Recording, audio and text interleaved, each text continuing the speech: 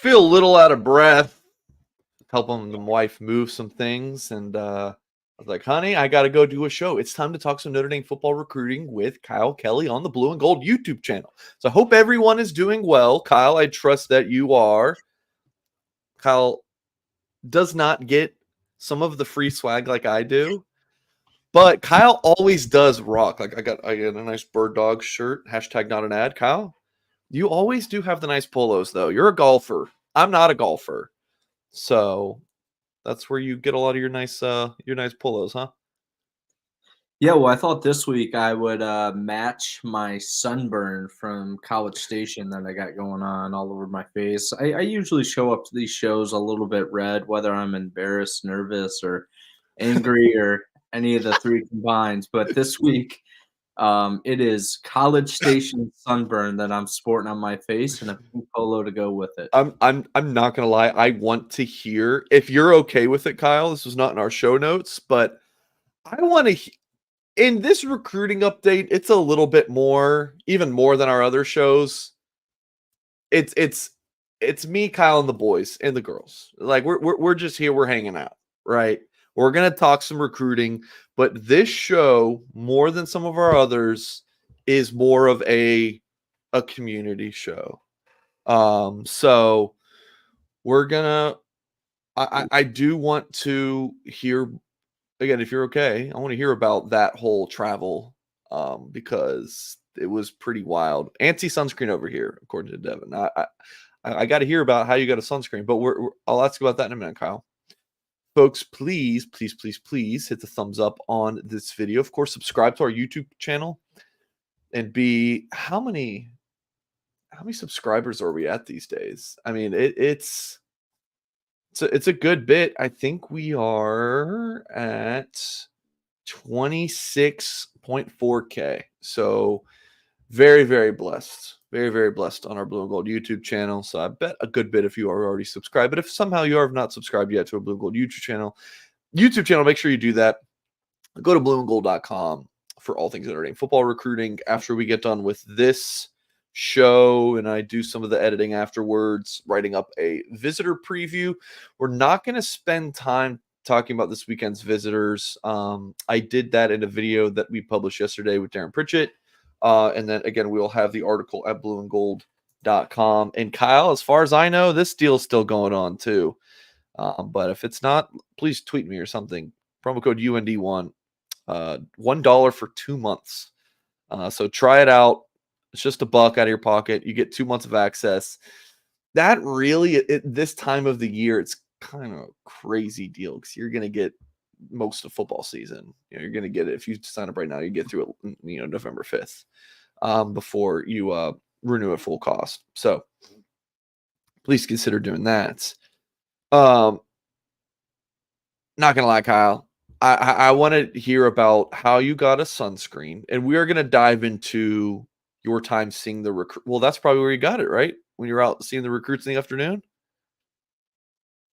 Tell us about that, because obviously you got to talk to a bunch of recruits, and you've written about this at blueandgold.com. But it's not like they were, walking into the stadium and Kyle Kelly's like, hey.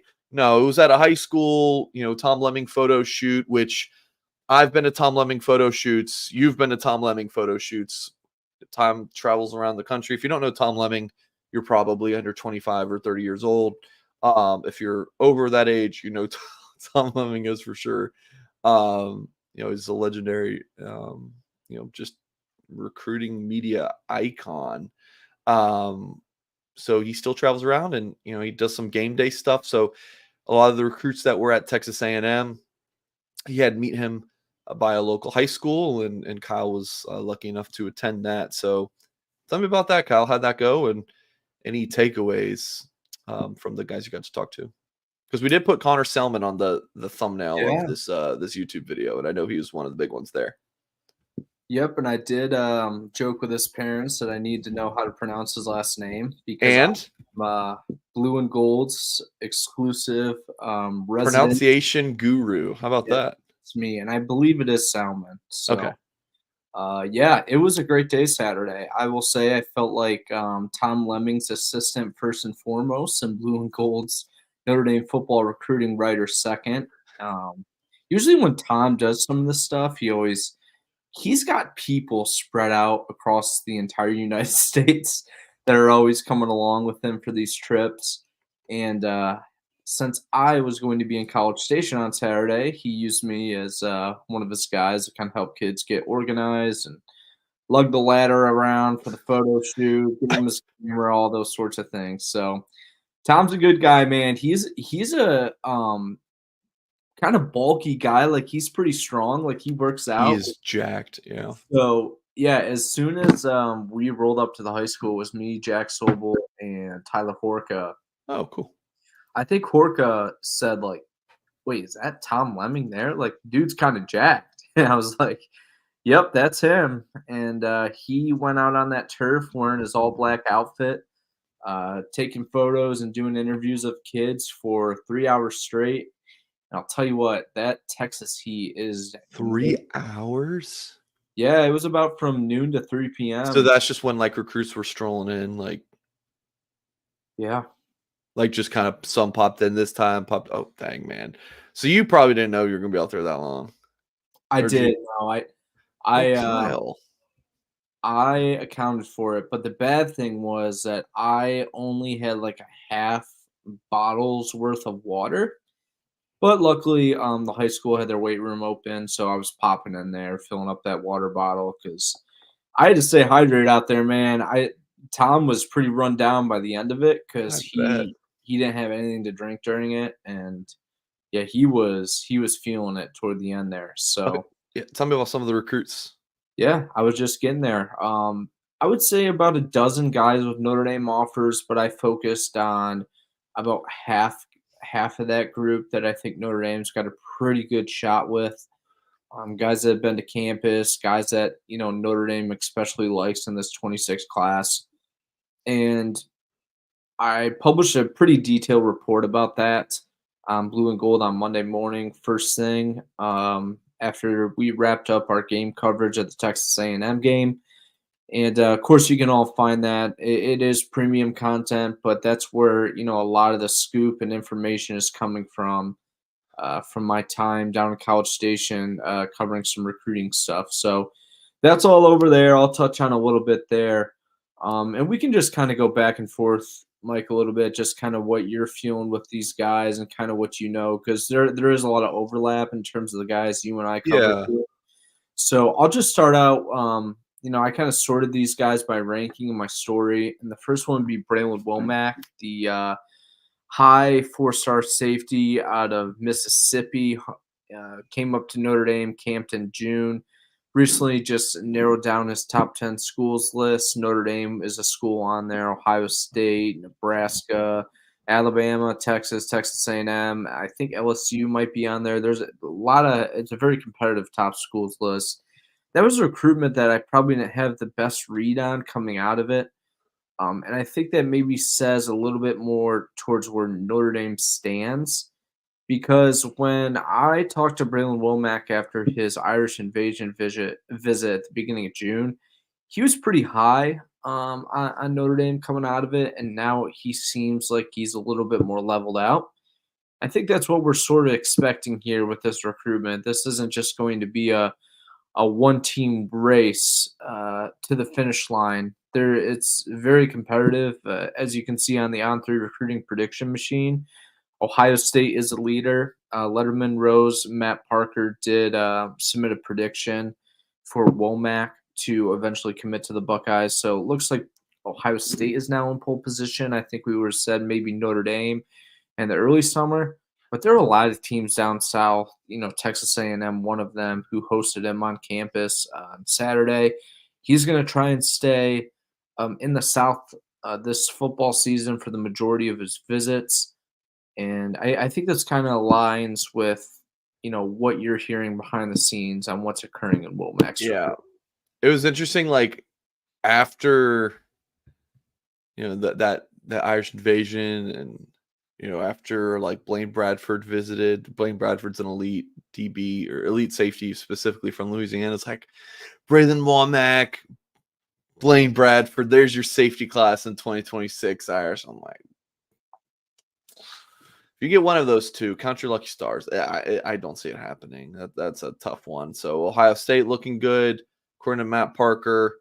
Yeah, it's gonna be Notre Dame's gonna make up some ground. That I think I've talked about this in the past, Kyle.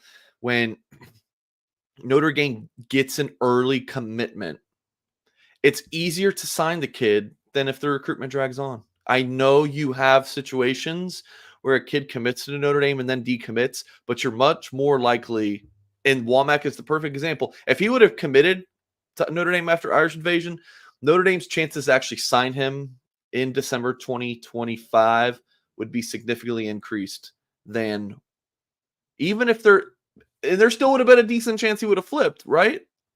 I don't know what the percentage might have been.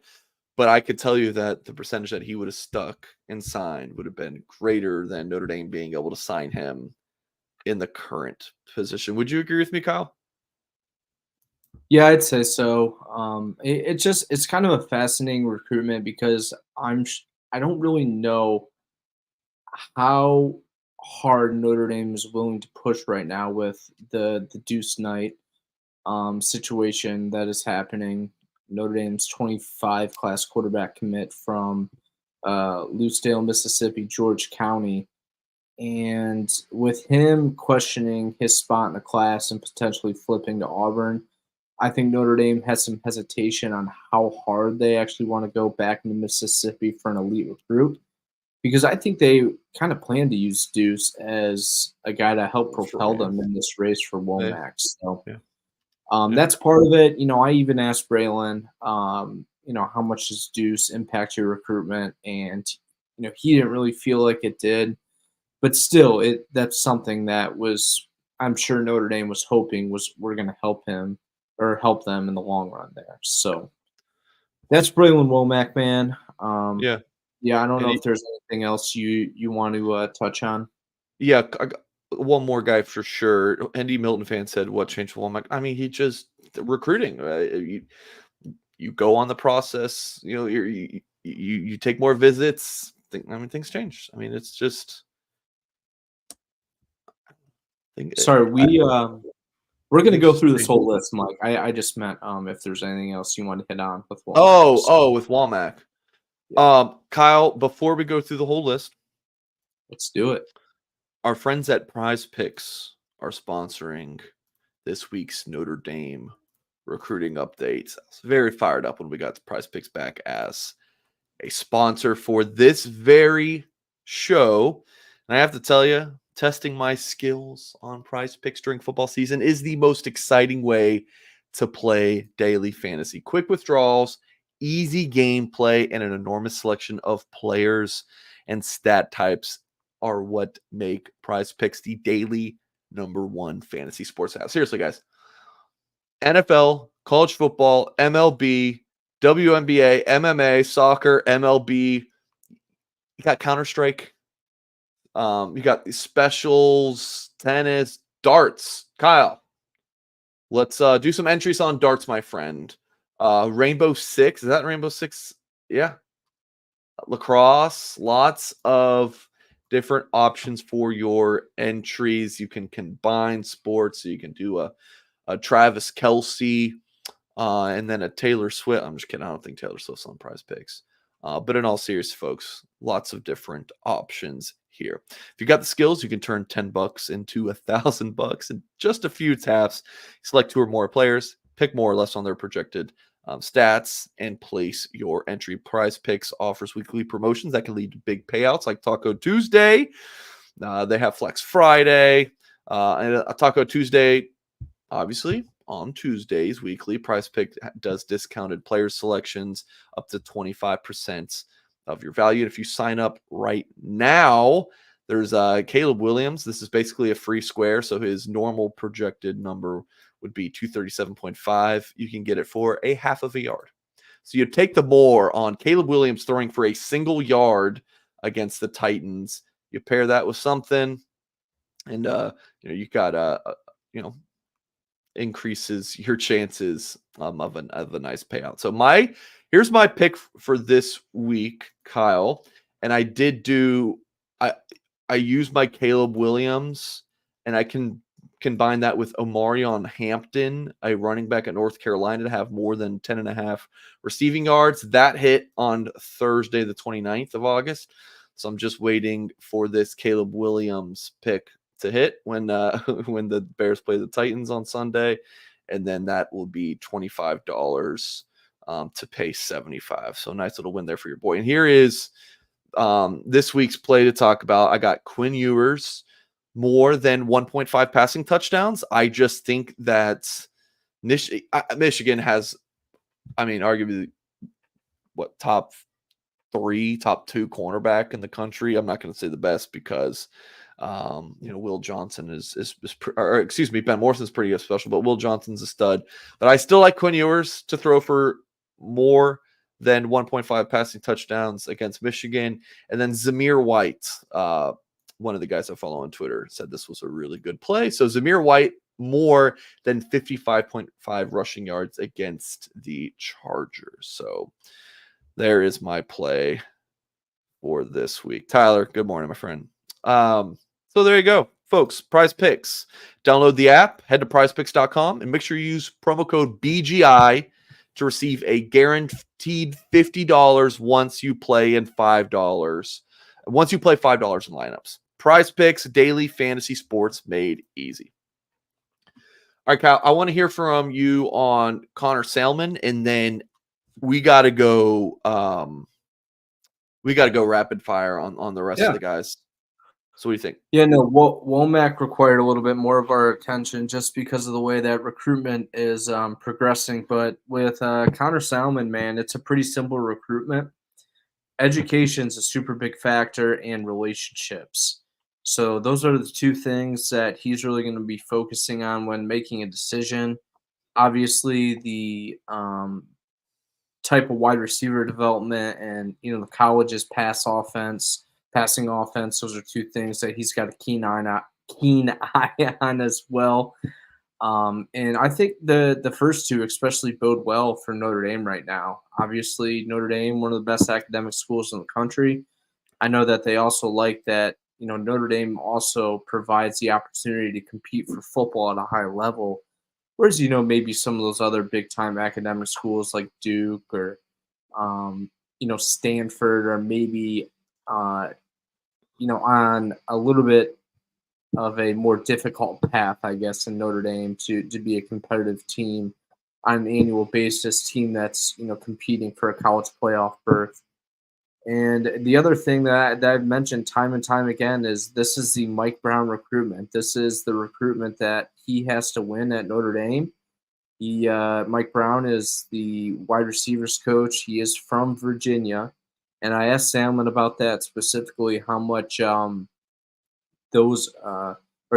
point has come up in their conversations, and that seems to be one of their talking points. So things are looking pretty good with Connor Salmon, and I know you also talked to him recently as well. So I was kind of wondering what your thoughts were and impressions on where Notre Dame stands in this recruitment at the start of the season. Yeah, so I logged a prediction for Notre Dame to land Salmon at the end of August, and with a few of the guys I logged predictions for, I connected with them about it. Kind of usually give them a heads up, kind of, and so I got to connect with some of them. Smote Katoanga is another one I'll be writing a story on soon. And I published my Connor Salmon story yesterday, so we both got to talk to him here recently. And my big takeaway from him was the relationship piece of just how hard. I was like, would you say it's a pretty good bet? Look, it's early in your process, I know. And I was like, my prediction for you is very much like a projection. Obviously, who really knows where he's going to end up? Just from what I'm hearing and, conversations with the kid, I feel like this is one that Notre Dame has a really good shot to win.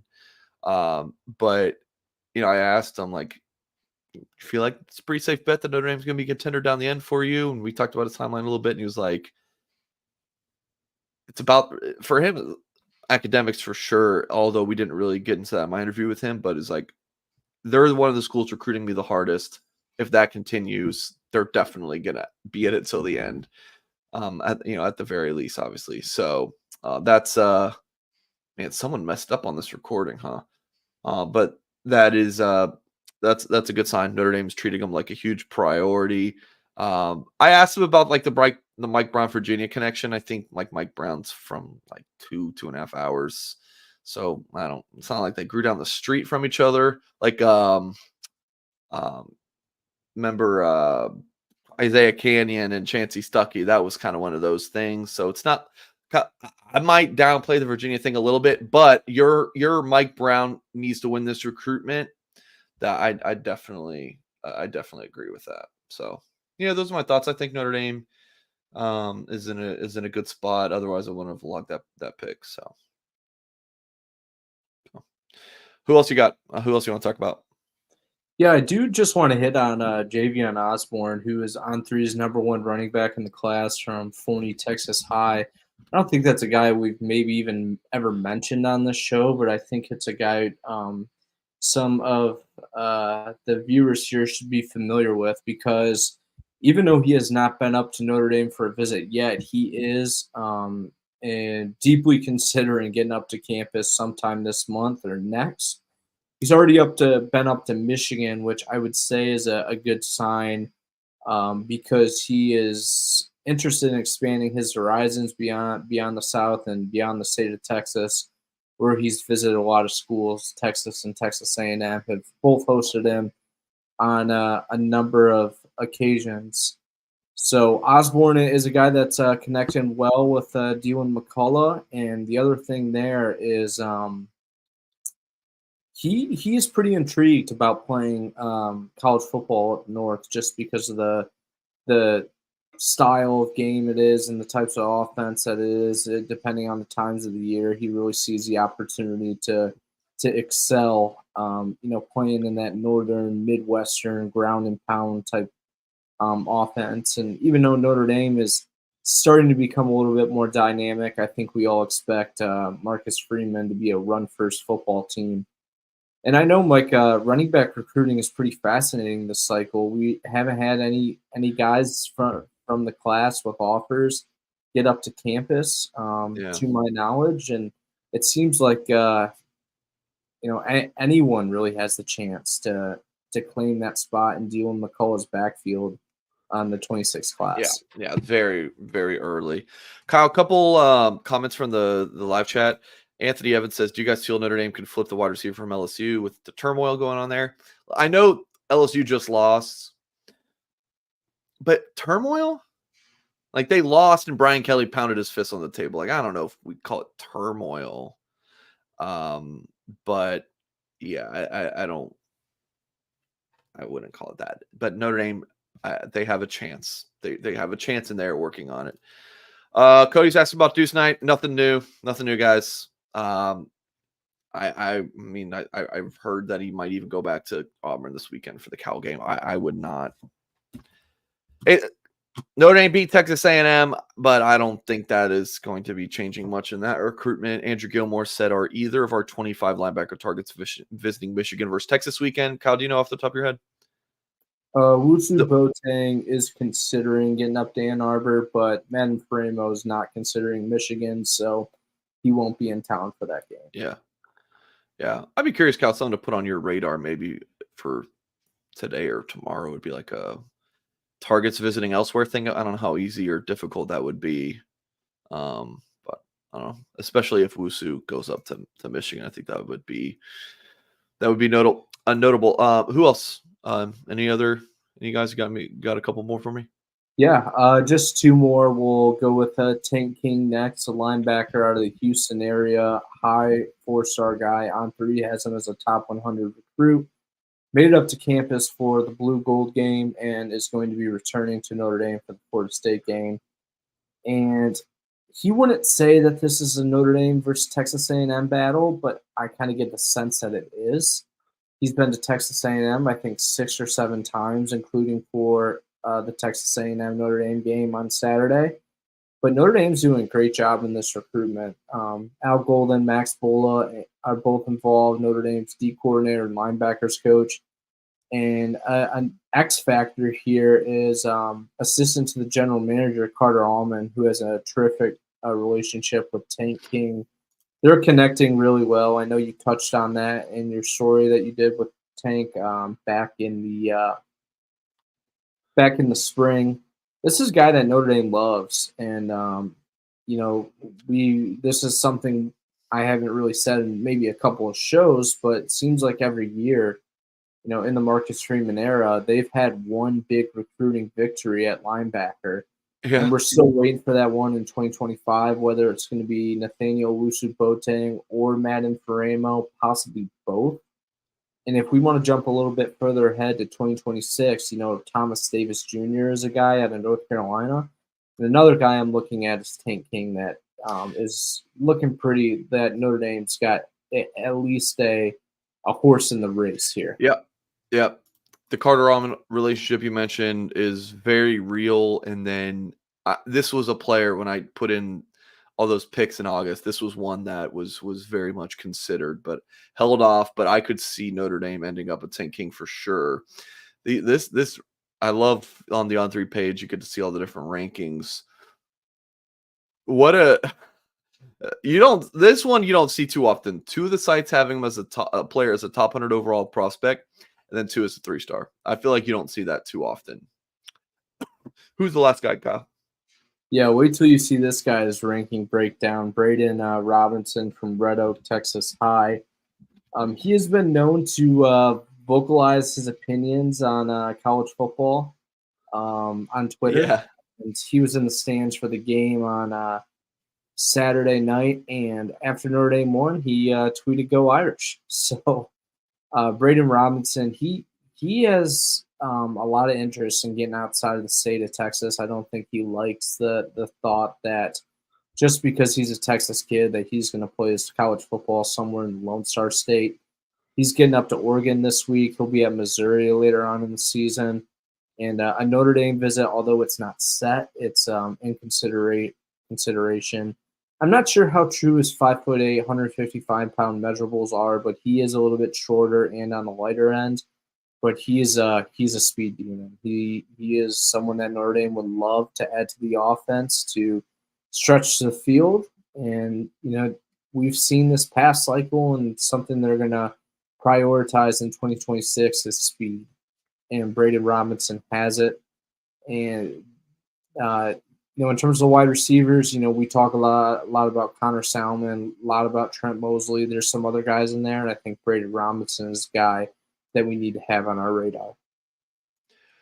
We like to keep this show recruiting and not current team, but also we cover these guys as recruits, and it's fun to get into some topics about the young players, especially on this team. Who do you think burns their red shirt, Kyle? Like, I would love to kind of put two heads together here and break this down. So we'll just go through this entire commit list for folks watching on YouTube and for for our podcast audience. Appreciate you guys as well. Please leave us a nice review if you listen to a podcast. I'll make a little list here. Gerby, what do you think about Gerby? Do you think Gerby burns his red shirt? No, unless something changes, I think this will be a red shirt season. That is, podcast audience, I love you. Some of these things are visual, but yeah. Gerby is one that all right, I'm going to say no. I legitimately could see him starting a few games, but I could see it where it's a situation where it's like 4. And he literally just does 4. I don't know. But Knapp played well. Wagner played well, so maybe you don't need him. So knock on wood, it could be an injury thing, but we're not going to predict things based on, injuries, knock on wood. Okay, Kingston, he's burning his red shirt. Cam is not. Burned it week 1 for a number of snaps he played. He's Cam, going to have such a big role in this defense. yeah, oh yeah, yeah. He's incredible, and he's only going to get better as the season goes on. Cam's gonna redshirt. I think Bryce burns his. I mean, that's apparent. I mean, he even played a few snaps. CJ will redshirt. Keydren redshirt. It could be tough because that running back room, just like anywhere across college football, tends to get banged up.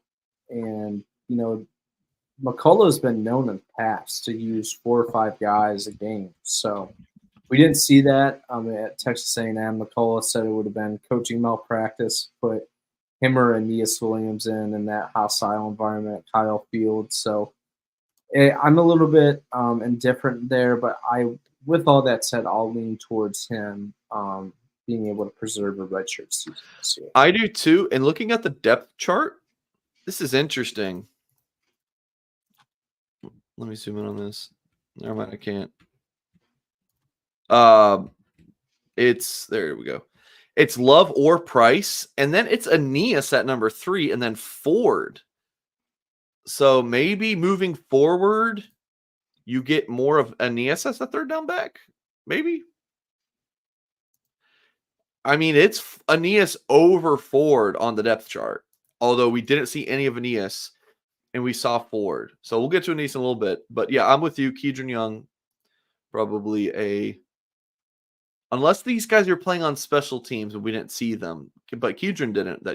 Logan did. Logan Thomas did. So we think Logan burns his red shirt? Yeah, which is surprising to me because I thought they were really going to use this season to bulk him up so he could be full steam ahead for next year. I think Logan Thomas was a guy that, maybe they saw contribute, or I felt would contribute further down the road in his Notre Dame career and, possibly get that extra 5th year. But, I mean, he's gotten to the point where they got to play him. I mean, he's had a great camp, and that's why he's on the kickoff coverage team, and I expect it to stay that way. Yeah, Tay Johnson's out. I mean, I think Tay can come back, but yeah, Tay will redshirt. Gilbert? Micah Gilbert? I think so. He'll get a lot of run in these games against like Northern Illinois, Miami, Army, Navy. So you think he burns his? So yeah, he's just another guy that's too good to keep off the field. All right, I'm gonna say Aeneas as well. I'm gonna put Aeneas kind of in that same. I think he burns his red shirt this year. Absolutely. Anthony Knapp. See, Knapp. Kidding. Prescott's out. Logan Saldate, we're gonna say red shirt. Leonard Moore is gonna burn his. Tabron Benny Powell's hurt, right? Is he hurt, or am I misremembering that? Benny Powell's out for the season with a shoulder injury that has persisted since high school, and they're getting that thing cleaned up so you can be ready to go for spring ball. Man, Peter Jones looks huge in this picture. Peter Jones will redshirt. Jack Larson could be. Is he tight end 5 right now? No, I think he'll burn it just because they cannot afford to give all the snaps to Evans, Raritan, and Ballman just because of their injury history. Well, they got Flanagan. Yeah, I know, but still, I mean, Notre Dame is going to use 2 tight ends on the field a decent amount still. Like we saw that on Saturday. Yeah. So there's snaps to be had in that tight end room, and I don't think they're going to drive those guys into the ground. So it might be later on in the season when we start to see him. But yeah, this might be my hot take here that Jack Larson ends up burning his red shirt. See, I've been on the Larson, keep an eye on him, surprise guy. But I think I'm with Tony here. I think he's going to play but not burn. That actually might be a guy where he is playing and Notre Dame does have to pull back a little bit just to do him a favor and give him that year. Yeah. So with him, but if he's tight end 5, the depth chart only goes 3 deep, or even I don't know. It's tough to say that he is tight end 5 because Well, he's like I not saw him 3, so he's he he's at best 4. So it's a Bauman or Larson. If Tyler, if you're watching, I'll be curious your thoughts. yeah, Horka, let me know because I thought we saw Larson get some first team reps. I mean, ironically, it was in the spring and maybe early summer when Bauman and Evans were still working back. I definitely know he played a big role on the second team Notre Dame offense in camp. So Let's put him on burnt. This is a close one for me, but he's also someone just a very smart, heady football player who I could also see getting in on like your hands team, your kickoff return. You'd hate to burn it just for special teams, but if the kid wants to play, then play. Sean Sevillano, red shirt. Bodie Cahoon, red shirt. Carson Hobbs. Heard good things about him. I think he's kind of in that Aeneas Williams category where he did not play against A&M, but I think as the year goes on, he'll continue to see a bigger role. And kind of similar to Mike Gilbert in that as well, where I think he's going to get some run later in the games. Right. They just don't have the depth at cornerback not to be able to use him. Yeah, I think we're being like very liberal with our this guy will end up playing. Like we are very much projecting like some things down the line. And I think we're leaning more on that. Yeah, they'll play. But I still feel pretty good about this list. All right, Tyler says, saw a lot of Larson because of the Evans Bauman injury situation. Sherwood has moved out of the – oh, yeah, that's true. David Sherwood's playing more on special teams. Moved out of the picture on offense with Denbrock as OC, so in Campbell's – okay. Just flanking. All right. So we'll leave Larson on there. Rezak, Mullins, red shirt. Kennedy Urlacher, dude. We didn't expect it. Yeah, I don't think like when he first enrolled, we would have expected Kennedy Urlacher to burn a red shirt, but I think along with Carson Hobbs, Micah Gilbert, like he's in that group where I think he's gonna end up burning it. All right, here's our list. Who burns a red shirt? We got Kingston, Bryce Young, Logan Thomas, Micah Gilbert, Aeneas Williams, Anthony Knapp, Leonard Moore, Jack Larson, Carson Hobbs, Kenny Urlacher. So we got 1, 2, 3, 4, 5, 6, 7, 8, 9, 10 of a 23-man class. Real quick, I'm going to go through the 23 commit list to see who burned it off the top of my head. Maybe. So, Love. Jeremiah Love, Drake Bowen, Christian Gray, Jaden Greathouse, Jaden Osbury. I think Boubacar just made it. Yep. So Rico would have been 6. Flanagan, I think he also was able to keep his.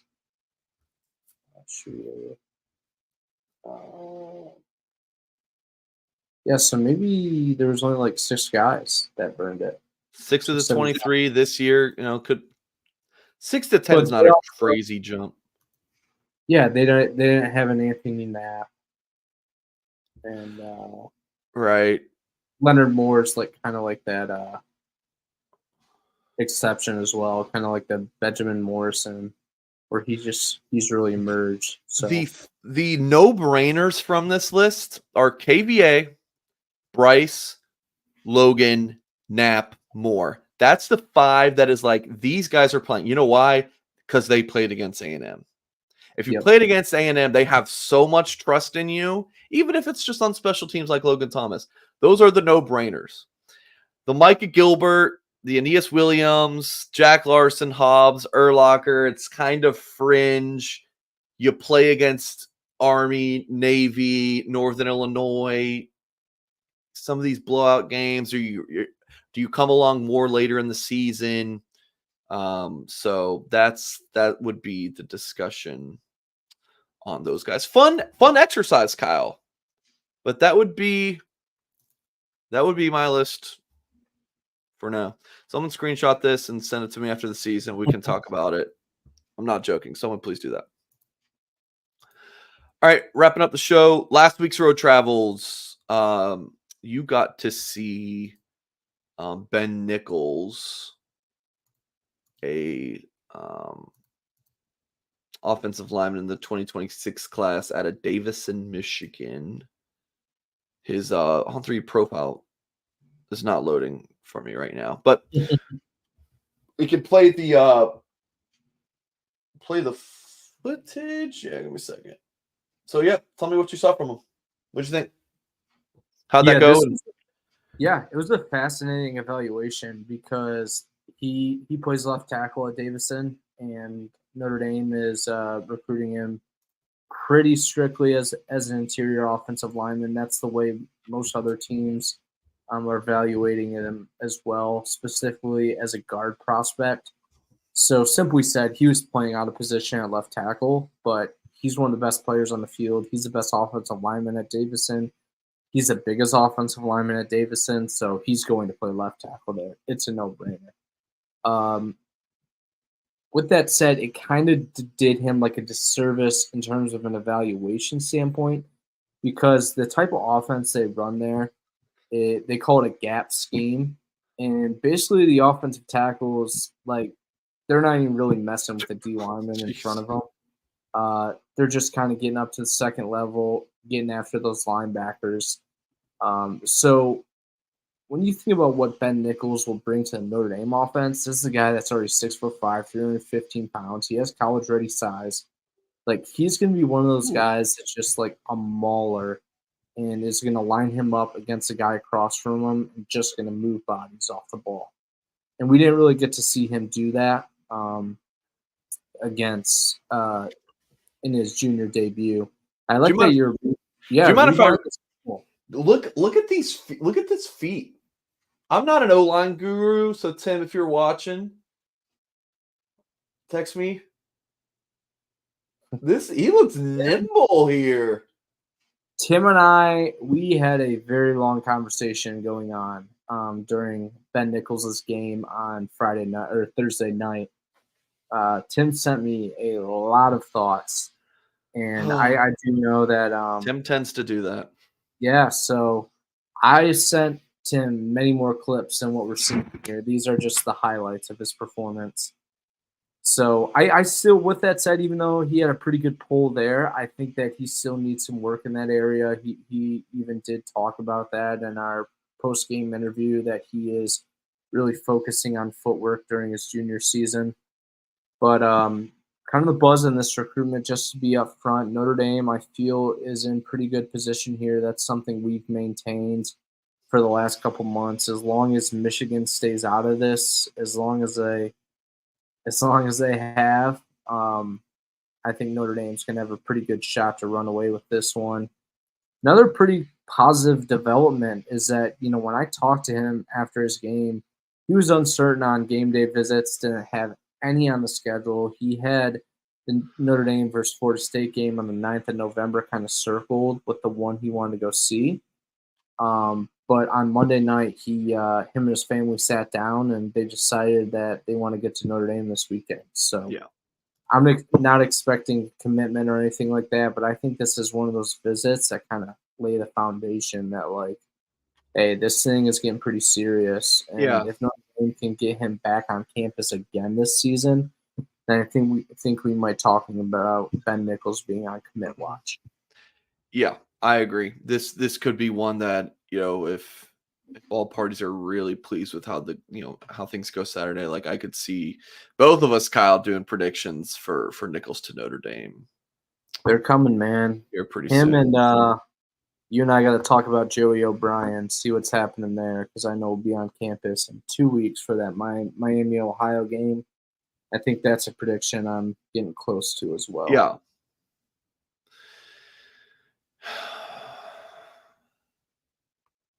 I don't want to get off track, but O'Brien feels like I don't want to, like, I'm cringing because I don't want to say this and Notre Dame, like, fans watching this to freak out. But like I get a little Derek Meadows vibes on O'Brien. Whoa. See, that's what I'm saying. So like, I did let, not let, expect that one. all right, Holy. listen. When Notre Dame offered Derek Meadows, he had how many offers? Just a couple, right? Mhm.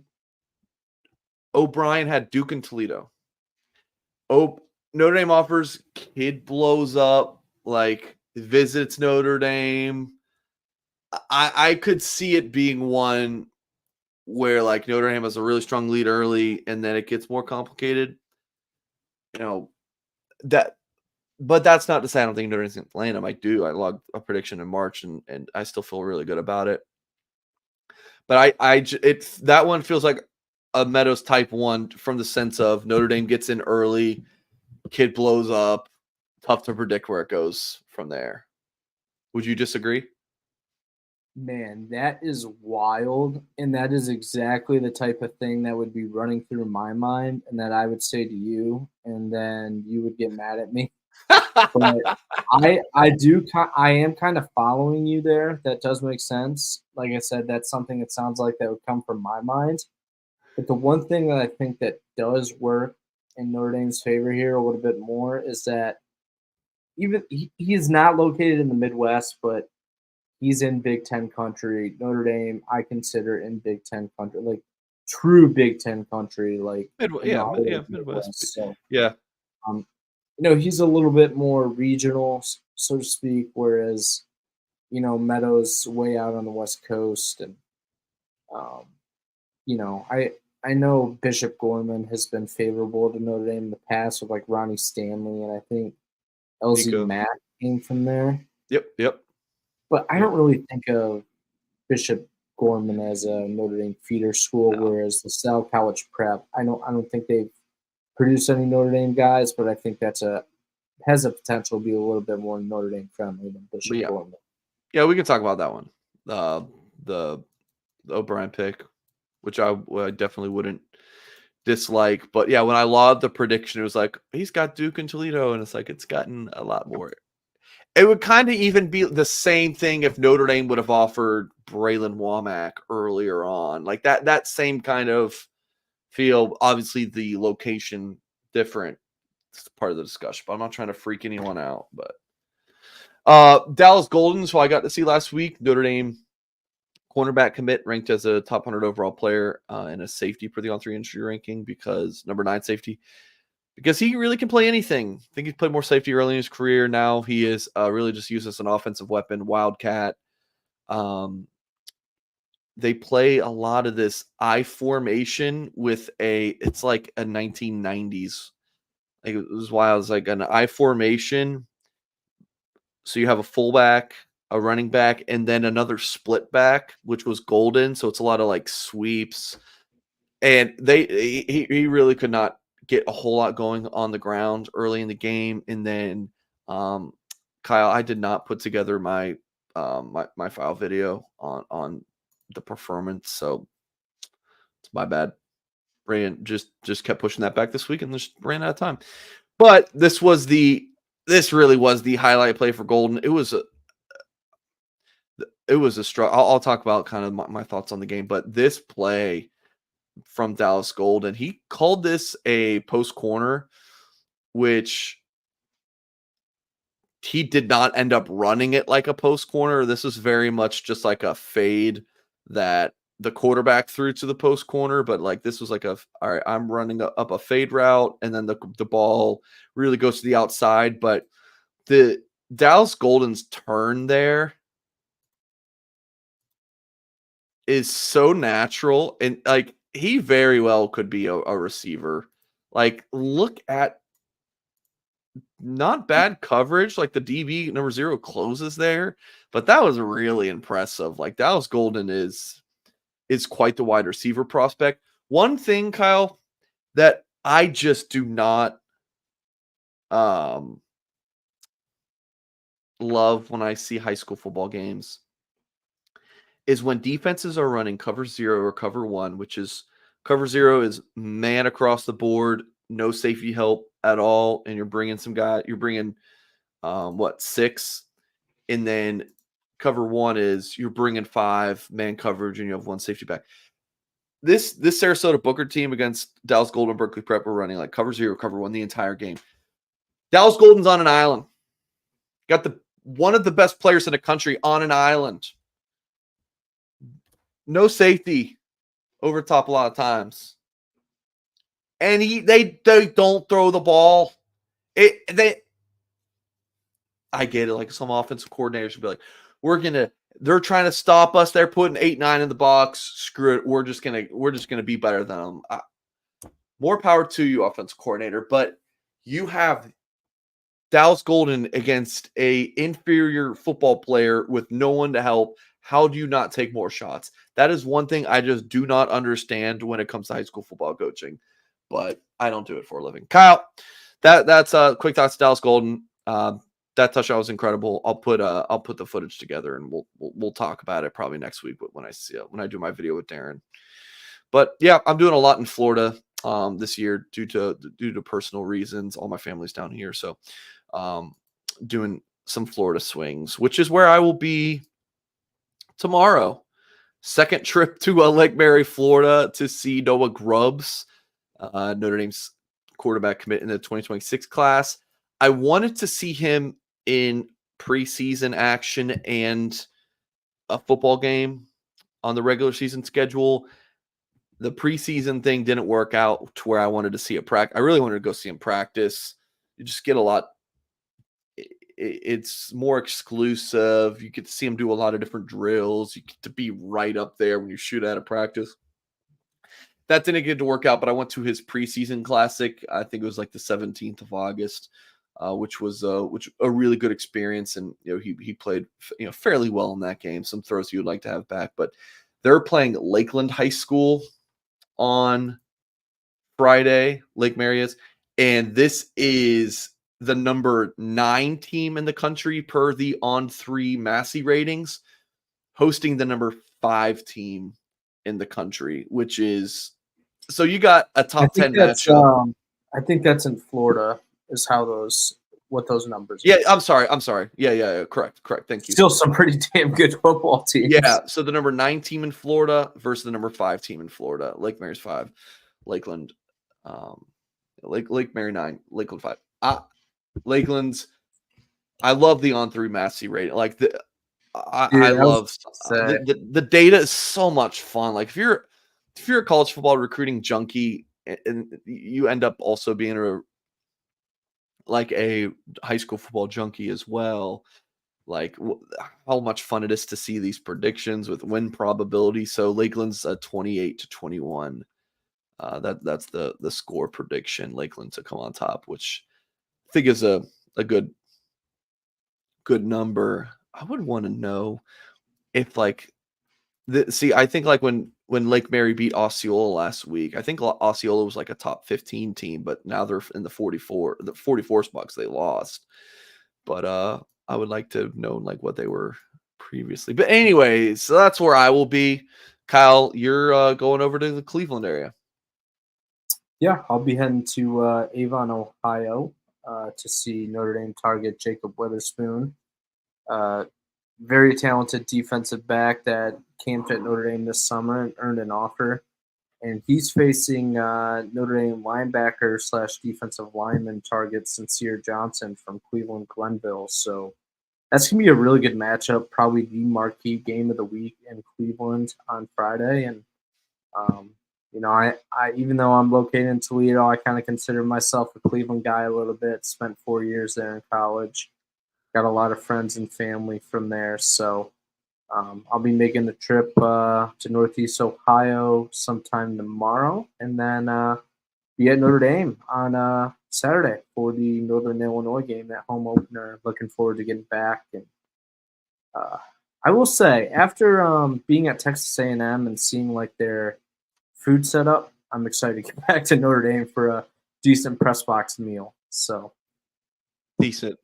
That's what us reporters have to look forward to sometimes. Alrighty. Well, that is going to do it for today's show. Before we started recording, I was told Kyle, I was like, this might be like a 30 to 40-minute show, so we don't have a ton of topics. But I was like, we'll definitely go an hour. And here we are at 55 minutes. So it's like clockwork, my friend. It's like clockwork. When I did this show with Trey Yanity for, like 6 months or whatever it was before we hired Kyle, this show would be like 30 minutes because Trey was just a host. But when you have the back and forth, that definitely adds some time. The back and forth that Kyle and I have. So, Kyle, good show, my friend. 30 seconds. Chiefs ratings tonight. Who do you got? What's the spread? How about I guess it? I'm going to say Chiefs are minus. I would say 3.5. -3. I'll take the Ravens, man. Kyle Hamilton. Friendly wager? I'll take the Chiefs. This is what we're gonna wager. If the Ravens win, you have to do the commit tracker next week. Oh, hell no. Ain't no way. All right. That thing is a beast. Absolute beast. I know.